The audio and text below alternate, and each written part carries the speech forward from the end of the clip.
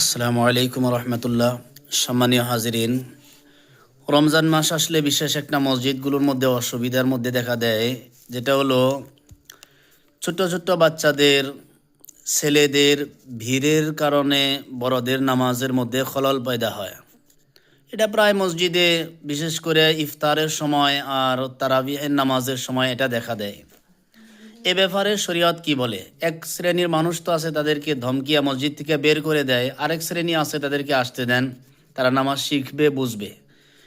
এ ব্যাপারে শরীয়ত কি বলে? দেখেন, যদি ছেলে বাচ্চা অত ছোট হয়, না বুঝ হয়, যার কারণে মসজিদের এহতেরাম, মসজিদের আদব এহতেরাম সে বুঝে না, সেই সমস্ত বাচ্চাদের জন্য তো শরীয়ত বলে যে এদেরকে মসজিদে এখনও আনা যাবে না।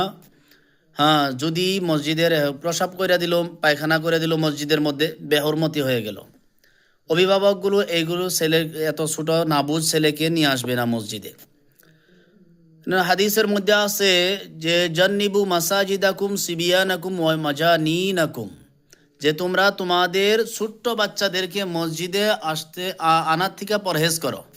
সেই সমস্ত বাচ্চা যারা মসজিদের এহতেরাম বোঝে না, আদব কায়দা বোঝে না। হ্যাঁ, আপনি ফতোয়ার মধ্যে দেখবেন, ফতোয়ায় স্বামীর ১ নম্বর খণ্ড ৪৪৬ নম্বর আয়াতের মধ্যে, ৪৮৬ নম্বর কি সাফার মধ্যে আছে ফতোয়ায় স্বামীর, যেখানে উল্লেখ করেছেন ওয়াহরুমু ইদখালু সিবিয়ানান, একবারে না সমাজ বাচ্চাদেরকে মসজিদে প্রবেশ করাইতে নিষেধ করেছেন। এখন আসেন, যদি বাচ্চা সমাজদার হয়, কিছু বুঝদার হয়, তাহলে সেই বাচ্চাগুলোকে অবশ্যই মসজিদে নিয়ে আসবেন, যদি বড় মানুষের ইবাদতের মধ্যে গণ্ডগোল না করে, খলল পয়দা না করে। আর 7 বছরের থেকে নিয়ে বাচ্চা তো মসজিদে নামাজের মধ্যে আনতে এমনিও আল্লাহ নবী তাকিদ করেছেন। আল্লাহ নবী সাল্লাম বলেছেন যে বাচ্চা যখন 7 বছর হয় তখন তাকে নামাজের দিকে নিয়ে আসো, এটা হাদিসের মধ্যে আছে। এই জন্য বাচ্চাদেরকে, না সমজ বাচ্চাদেরকে মসজিদে আনবেন না। অনেক সময় বড় বড় ছেলেরা বাইর দিয়ে ঘুরে, বড় ভাই বাইর দিয়ে ঘুরে, আর মায়ে ছোট্ট ছেলেকে কি করে মসজিদে পাঠিয়ে দেয়, সাজগুজ করিয়া পাঠিয়ে দেয়, সে গিয়ে আরও বড় মানুষের নামাজের মধ্যে কি করে, খলল পয়দা করে। আর এই বাচ্চার খললে, এই বাচ্চার হাল্লা চিল্লাই তো বাচ্চার কোনো গুনাহ হয় না, যেহেতু সে না সমজ।